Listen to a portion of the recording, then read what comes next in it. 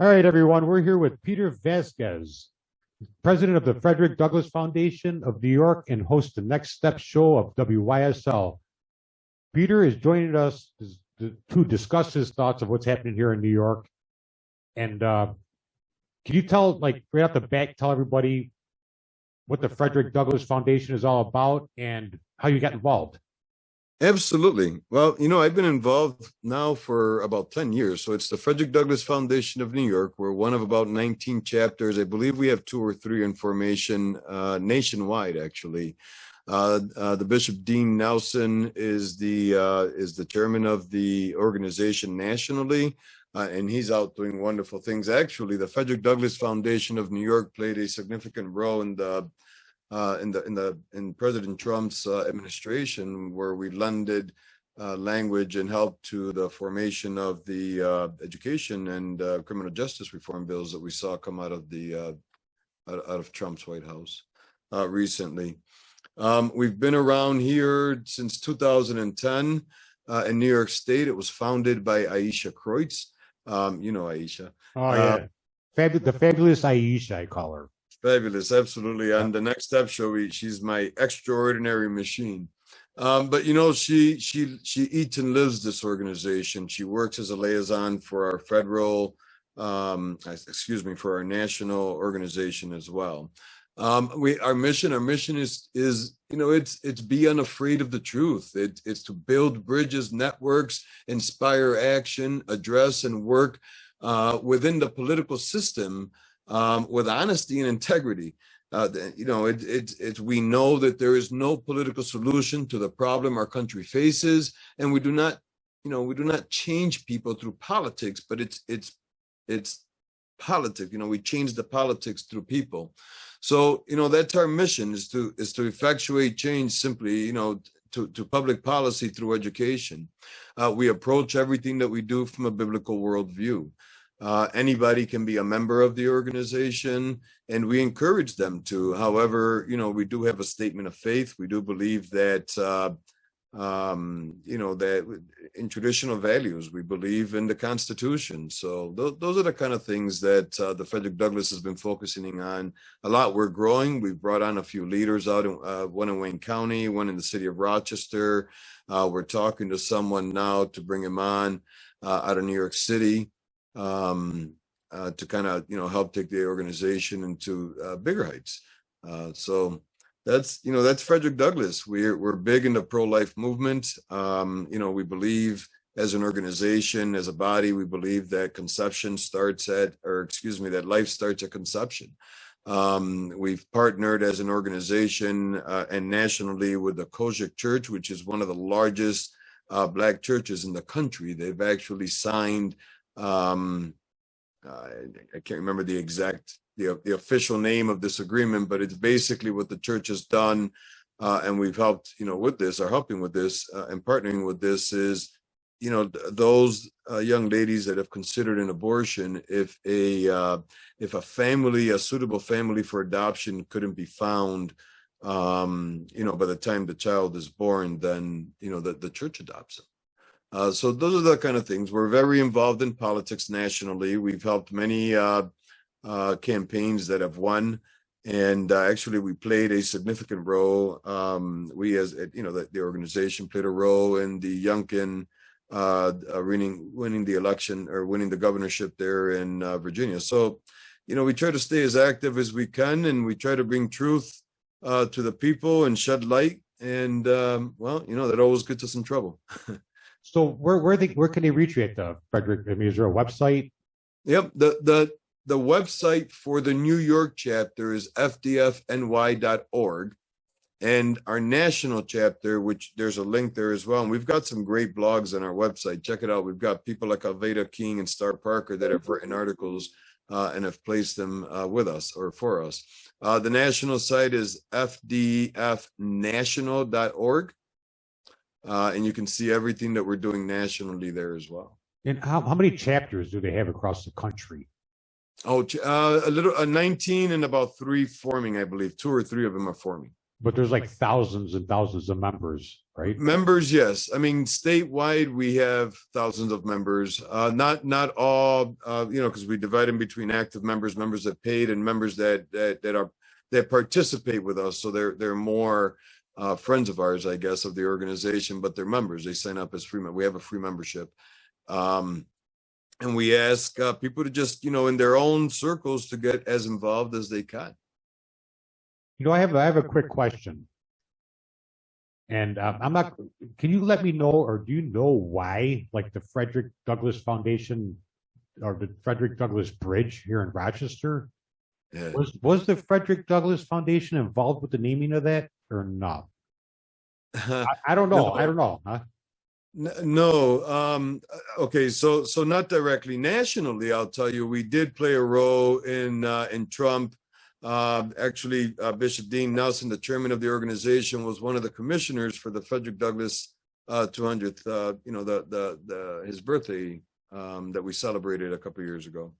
So no, here we because we come from a biblical perspective, because our values are pro-gun, pro-marriage, pro-American, individual freedoms, limited government, free market capitalism. That doesn't jive with a lot of the narrative that we see coming out from a lot of our leaders here locally or throughout the state. So we struggle a little bit. Though that's okay, because our intent, we would love to participate. We would definitely, I believe, contribute positively to, for example, the museum that's being put over at the Sibley Tower here in Rochester. It's the Frederick Douglass Initiative. That is run by a family. And I do want to point out that the Frederick Douglass Foundation is approved by the family and has family involvement, but so is the other organization here, who doesn't really focus on the biblical aspects of Frederick Douglass Foundation, or Frederick Douglass, the person.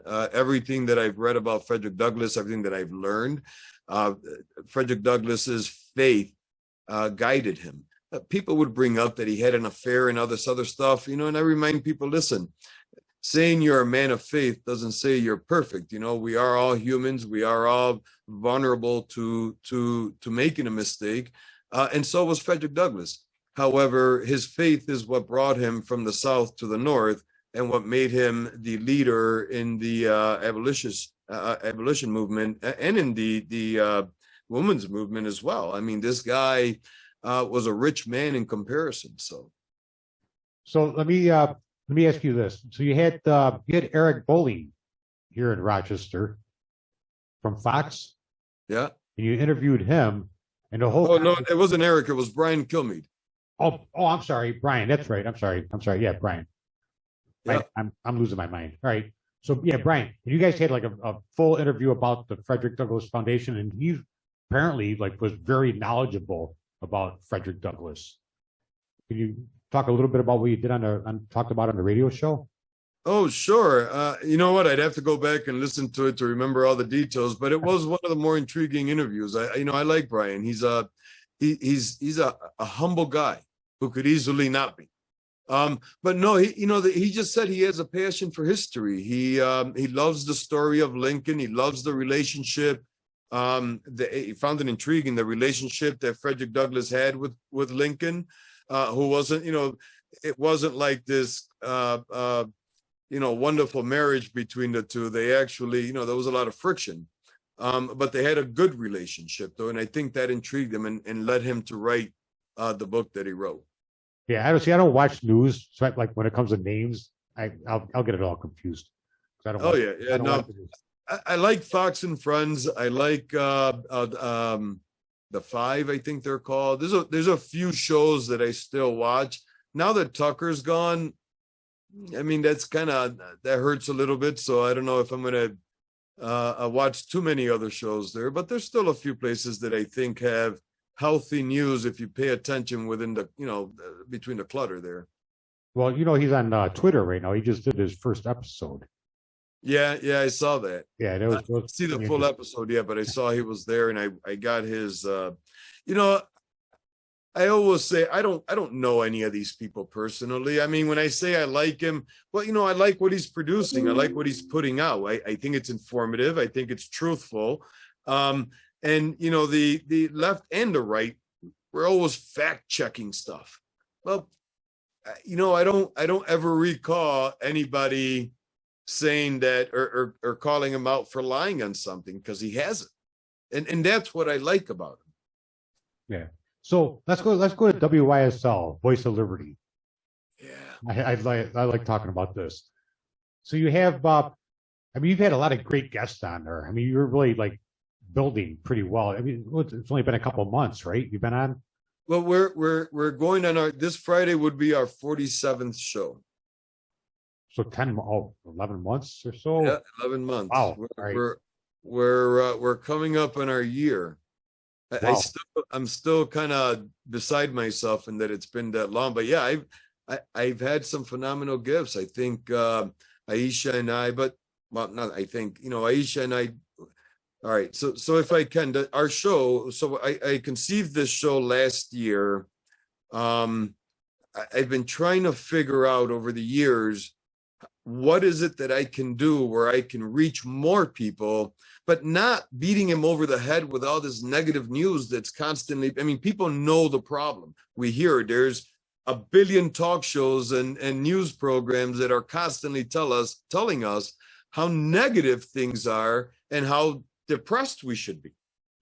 And those shows are great, don't get me wrong. YSL has many of them, and I think that they do a phenomenal job, again, at presenting the truth. But what I wanted to do was something that encompassed essential skills that we need. And what I mean by skills, I'm not talking about learning how to turn a wrench or anything like that, although I'm sure at some point I'll have a good mechanic on that can share some of that too. But skills like how to overcome victimhood, right? Maybe get somebody somewhere that listens that'll say, well, darn, if they can do it, I can do it. Now, check it out. Dr. Ben Carson is one of the individuals that I had on my show. And although it would have been very easy to talk about all the political stuff going on in the world, and we did, and you can hear it on our podcast. But what I wanted our listeners to know was who is Dr. Carson? Like, we know he's a neurosurgeon, and we know that he was the 45th. I can't remember off the top of my head. I have to look it up. But he was a Secretary of State. He was the first neurosurgeon to do a successful separation of twins that were conjoined, right? And we know all this. We also know that he served under the previous administration. But not a lot of people knew that when he was growing up, he grew up in a very poor household with a single mom who threw the TV out the window and made him and his brother write book reports because she made them read books, right? And the thing is, he said that they didn't even know this. She had no clue how to read, but she knew enough to be able to mark up their papers. And his brother was a rocket scientist, I think he said, and he's a neurosurgeon. Renowned neurosurgeon, and the guy came from nowhere, and he's black. So if he fell and he listened to everybody's mantra on where people like him and me even should be, based on all the statistics out there, we wouldn't have Dr. Ben Carson today. He's a smart man. Yeah, that's the purpose of the Next Step show. And I asked Aisha Kreutz, there goes that name again. Her and I became really good friends over the years. So I asked her to join me on the show because, I thought that her perspective on our world, which can be a bit brash sometimes, and a bit straightforward, almost like not a sharp knife. What are they called? A knife that has ridges on it. There's a name for it, but serrated. Yeah, serrated knife. She comes from a biblical perspective, but she also comes from an understanding that we can do it. And we need to move away from this mentality of just because of this, we can't do something. That's bularchy. Excuse me, I'm sorry. That's more like bringing people down than propping them up and bringing them up. Well, that seems to be what's perpetuating these days. I mean, people are shocked when I tell them that I lived under a bridge, and they're like, "Oh, you're kidding." And I'm like, okay, I mean, if you want to call it kidding, but I'll tell you what, those park benches over on South Avenue are not comfortable. But the thing is this, I did it because I thought I had to. I thought that I had screwed up my life so bad by the dumb decisions that I made as a kid that I wasn't worthy, until one day I'm like, what the heck all am I doing? I know better than this. And granted, that isn't the same for everybody. My brother and I would argue about that. He'd say not everybody has that ability to grab their shoe straps and buckle up. I get it. But you know what everybody does have? An ear and eyeballs. And granted, someone has to want for something to change in their lives in order to make that change. But you know, sometimes where that want comes from, Charles, from hearing and seeing other people's stories and having other people have empathy for the situation. So I get what you're saying. So like if people could see, if like people could hear stories of people prospering in life and doing better for themselves and everything else, that they'll might take that initiative to do it themselves.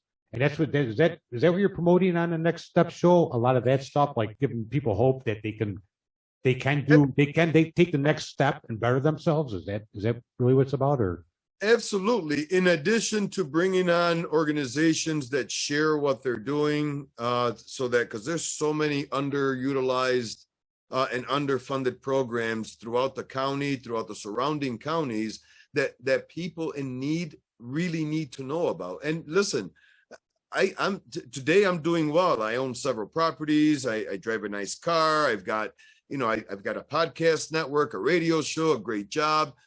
But you know what though? Tomorrow that could be different, because I know yesterday it was different. Right? Don't take it for granted. Yep. I've always said, and I've tried to get as many people who call themselves leaders to realize this. What we do as individuals always influences someone. It doesn't matter if it's my radio show, your Facebook Live. It doesn't matter if we're just walking down the street sitting in the phone call.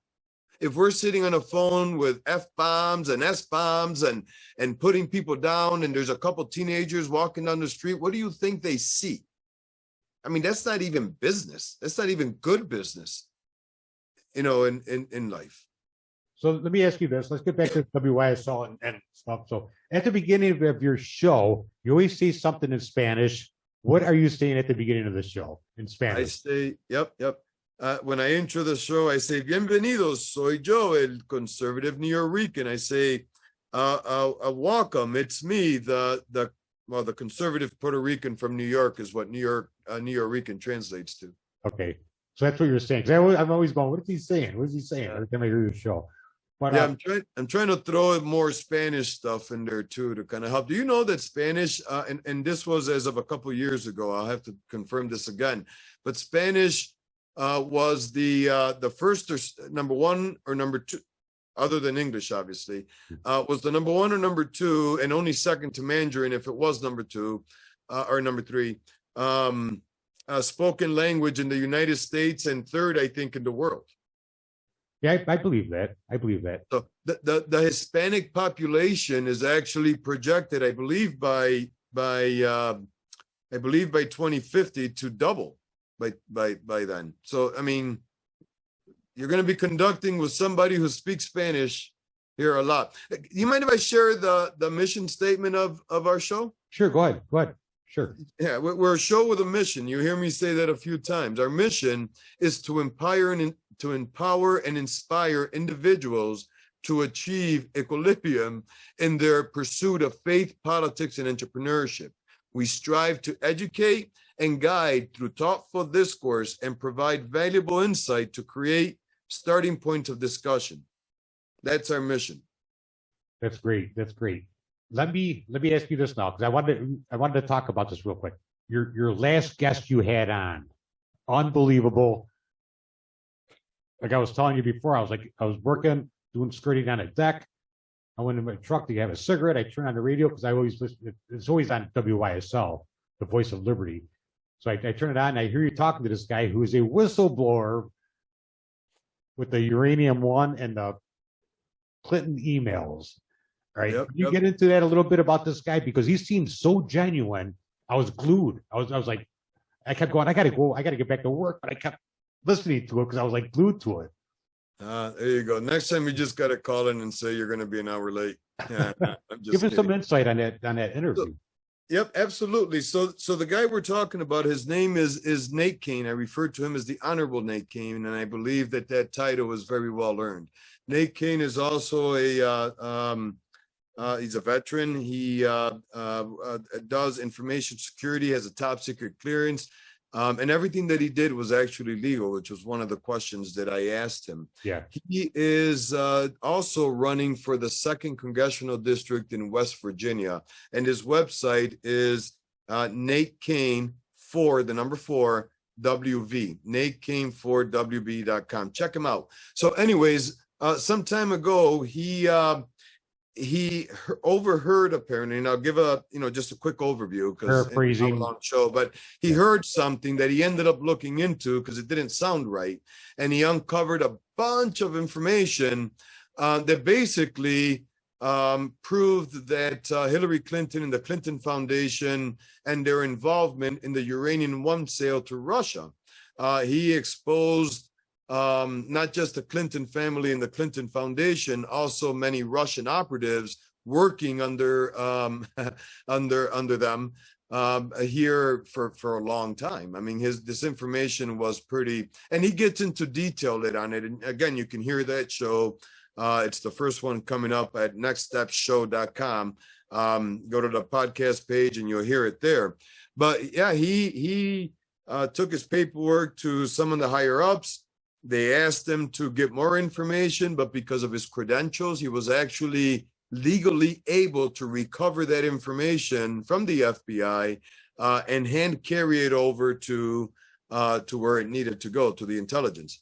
From there, I think he said he had used some pseudonyms because, again, it was afraid. I mean, remember, people who stood up against the Clintons and the Clinton Foundation, I mean, they've kind of gone missing.